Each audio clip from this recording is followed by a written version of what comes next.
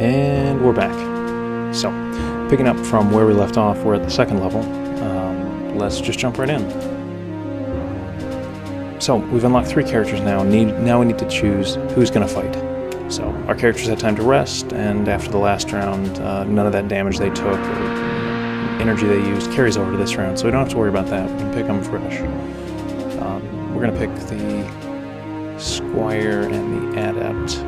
I take the Bard, which is the new character, but I'm going to need these 2 to make a point, I think. So, what he's basically saying is we need to beat up the Legionnaire so we can wake him from the spell, blah blah blah. You can tell he's evil because he's glowing in purple. And the enemy always goes first. Now it's our turn.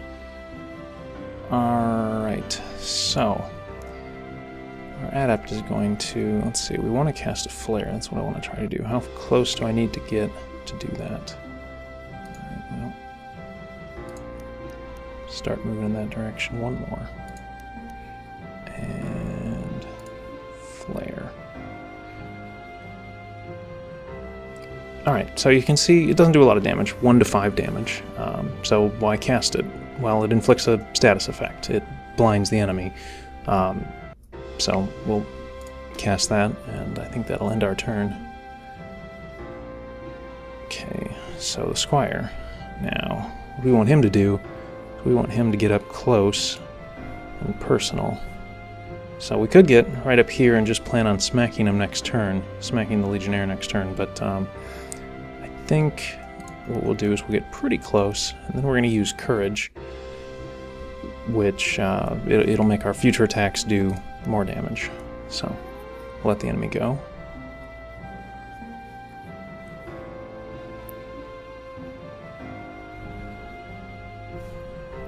So while he's damaging us, we just used a buff and a status effect. So I want to take a closer look at those and what they are. So in addition to those stats I talked about before, the HP, the MP, and the AP, so action points, hit points, magic points, not in that order, each character can have 1 buff and 1 status effect at a time.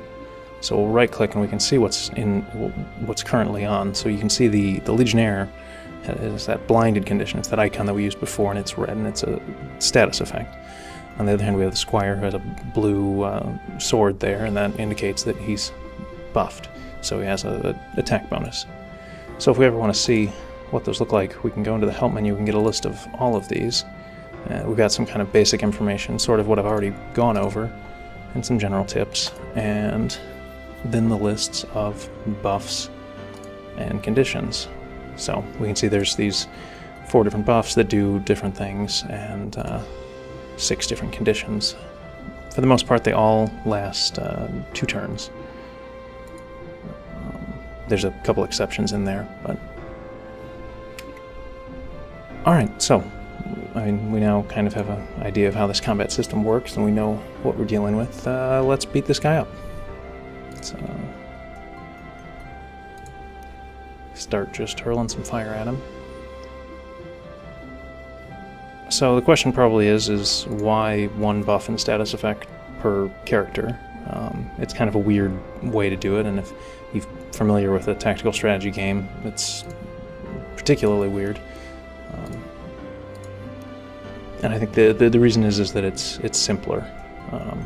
That's kind of the primary thing, was it's simpler to present, and it makes for a simpler system, but it also allows for kind of some meta strategy. So particularly if you only have 1 status effect at a time, sometimes it's beneficial to overwrite 1 with another. Say, for example, you're blinded and missing all your attacks like this guy is. If he had some way to, overwrite that with something else and guarantee some damage instead, that might be beneficial. But he's apparently not quite smart enough, or doesn't have that option. I think he doesn't have that option. So he's just going to die here. Alright, so pretty straightforward. So that's pretty much it for the combat system. I've explained pretty much everything there is that needs to be explained. There's a couple specific attacks later on that have new mechanics, But really, it is that simple. You just have the 4 attributes that start off at a reset condition each round, 4 different attacks, and then the status and the buff. That's pretty much it. The real challenge, the real strategy is in that mix of characters and interaction. So hopefully we'll see that as I keep playing. So we've unlocked the Legionnaire, and that's it for this time. Next time we'll take on some bandits in the forest.